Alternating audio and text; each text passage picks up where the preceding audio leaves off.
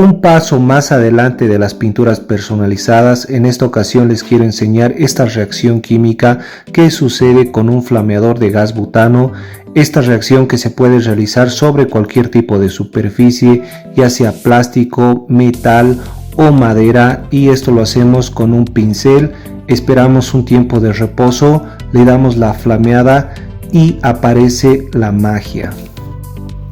Estamos calentando motores porque con este efecto se va a realizar un efecto neocromo, un efecto de pintura que nunca, al menos aquí yo en La Paz, Bolivia, no he visto en un vehículo y en una motocicleta, que es colocar una pintura candy, que es una pintura totalmente translúcida, sobre este efecto de cromado. Entonces les voy a estar mostrando en siguientes videos cómo sale este proyecto ya pintado en una motocicleta o en unos aros.